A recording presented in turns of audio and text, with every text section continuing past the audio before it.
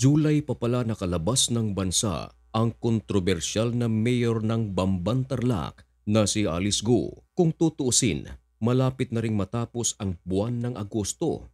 Pero ang hindi alam ng Senado at marami pang mga tao ang hindi nakakaalam na buwan pa pala ng July ay nakalabas na itong si Alice Go sa bansa. Ayon sa ibang senador, gaya ni Risa Hontiveros, ay pinagluloko tayo ni Alice Go dahil pinaasa tayo na narito lamang siya sa bansa pero wala na pala rito. Nang tanungin naman ang kanyang abogado ay wala rin siyang alam.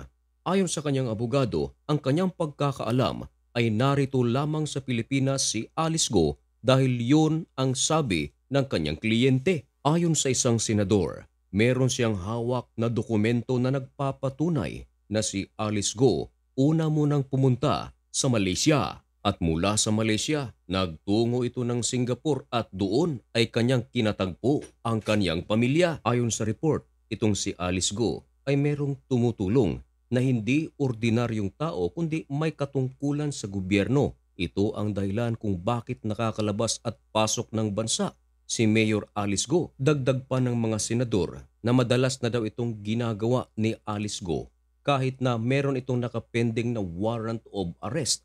Dahil nga, merong tumutulong sa kanya na mataas na posisyon. Nalaman na lang daw ng mga senador nang makatanggap sila ng report mula sa NBI na si Alice Go ay nakalabas na pala ng bansa papuntang Kuala Lumpur noong July 18. Ayon sa isang senador, ang kanyang dokumento na hawak ay nagtugma sa flight manifest sa passport ni Alice Go na kung saan mula sa Kuala Lumpur ay nagpunta nga ito sa Singapore. Doon ay kanyang kinatagpo ang kanyang mga kapamilya. Doon ay kanyang kinatagpo ang kanyang ina na si Lin Wenye at Go Wanzhou. Hindi raw ito nakita sa mga CCTV footage dahil di umano tinutulungan daw ito ng mga matataas na posisyon sa gobyerno. Meron ding mga nagsasabi na baka immigration ang tumutulong sa kanya kaya hindi ito nakita sa mga CCTV footage. Ayon sa mga senador, isa raw pambabastos sa gobyerno ng Pilipinas ang ginawa ni Alice Go.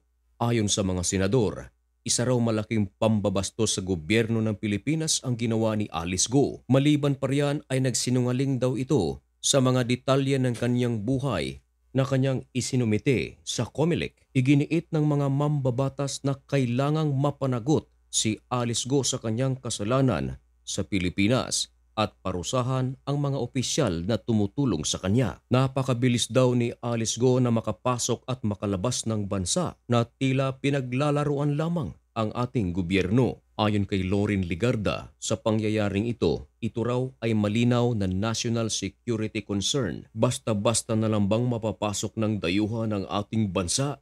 Ito ang nais ipahiwatig ni Lorin Ligarda. Ayon kay Lorin Ligarda, si Alice Go ay merong hold.